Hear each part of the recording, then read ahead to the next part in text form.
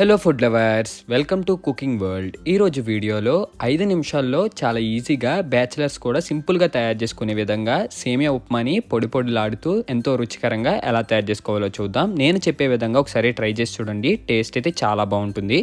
ముందుగా స్టవ్ మీద ఒక కడాయి పెట్టి అందులో ఆయిల్ వేసి ఆయిల్ బాగా మరిగాక ఇప్పుడు ఇందులోకి సరిపడా సేమియా పుల్లలు వేసుకోవాలి. సేమియా ఉప్మాని మనం ఎంతమందికి తయారు చేసుకోవాలనుకుంటున్నామో దాన్ని బట్టి పొలాలు వేసుకోవాలన్నమాట. తర్వాత గరిటెతోని ఇవి గోల్డెన్ కలర్ వచ్చేంత వరకు కాసేపు వేపుకున్నాక తర్వాత ఒక ప్లేట్లోకి ఈ సేమియా పొలాలన్నీ తీసేసుకోవాలి. ఇలా సెపరేట్ చేసేసుకుని వీటిని అయితే పక్కకు పెట్టుకోవాలి. ఇప్పుడు అదే కడాయిలో మళ్ళీ కొద్దిగా ఆయిల్ వేసి ఇప్పుడు ఇందులోకి కొద్దిగా పల్లీలు, అలాగే కొద్దిగా ఆవాలు, అలాగే కొద్దిగా పచ్చిశనగపప్పు వేసుకోవాలి. పల్లీలు వచ్చేసి ఒక 2 టేబుల్ స్పూన్లు, అలాగే ఆవాలు వచ్చేసి 1 టేబుల్ స్పూన్, అలాగే పచ్చిశనగపప్పు వచ్చేసి 1 టేబుల్ స్పూన్ వేసుకుంటే సరిపోతుంది.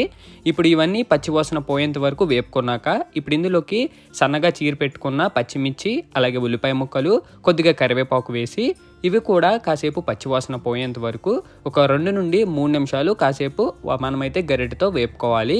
ఇలా బాగా వేపుకున్నాక ఉల్లిపాయలు అవి బాగా మగ్గుతాయి అన్నమాట. ఇప్పుడు ఇందులోకి సరిపడా వాటర్ వేసుకోవాలి. వాటర్ వచ్చేసి మన కడాయిలోకి ఇంగ్రీడియంట్స్ వేసాం కదా, దాని పైకంటూ రావాలి.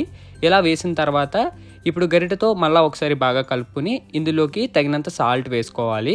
సాల్ట్ వేసి ఇప్పుడు ఈ వాటర్లోకి సాల్ట్ బాగా కలిసేలాగా గరిటెతో కలుపుకొని తర్వాత దీనిపైన మూతతో క్లోజ్ చేసి ఒక 5 నిమిషాల పాటు మీడియం ఫ్లేమ్లో ఉంచితే తర్వాత మనం మూత ఓపెన్ చేస్తే ఇలా ఆయిల్ పైకి తేరి మనకి వాటర్ అది బాగా బబుల్స్ కింద అయితే వస్తుందన్నమాట. ఇలా వచ్చినప్పుడు ఒకసారి మళ్ళీ గరిటెతో కలుపుకొని ఇప్పుడు ముందుగా మనం వేపు పెట్టుకున్న సేమియా పొలాలు ఉంటాయి కదా, ఆ సేమియా పొలాలన్నీ వేసేసుకోవాలి. ఇలా వేసుకుని ఇప్పుడు గరిటెతో సేమియా పొలాలు అలాగే ఈ ఇంగ్రీడియంట్స్ అన్ని కింద నుండి పైకి మొత్తం కలిసేలాగా కలుపుకోవాలి. సేమియా ఉప్మా మనకి పొడి పొడులుగా రావాలంటే మనం ఖచ్చితంగా వాటర్ వచ్చేసి క్వాంటిటీ బట్టే వేయాలి. ఎక్కువ వేస్తే ఏమవుతుందంటే మెత్తగా అయిపోయి టేస్ట్ అది బాగోదు, అస్సలు పొడి పొడిగా రాదు. ఇలా కలుపుకున్నాక మూతతో క్లోజ్ చేసి కాసేపు అయితే ఉడకనివ్వాలి. ఇలా ఉడికిన తర్వాత ఒకసారి మూత ఓపెన్ చేసి చూపిస్తున్న విధంగా లోగా ఒకసారి గరిటెతో కలిపి మళ్ళీ ఒక 2 నిమిషాలు మూతతో క్లోజ్ చేసి కాసేపు ఈ ఉప్మాని అయితే మగ్గనివ్వాలి. స్టవ్ ఆఫ్ చేసి మగ్గనివ్వాలన్నమాట. తర్వాత ఓపెన్ చేస్తే పొడి పొడిలాడుతూ అద్దిరిపోయేలాగా సేమియా ఉప్మా అయితే రెడీ అవుతుంది. వాటర్ తక్కువ వేస్ట్ చేయండి, అప్పుడైతే మనకి సేమియా ఉప్మా పొడి పొడిలాడుతూ టేస్ట్ అయితే బాగుంటుంది అనమాట.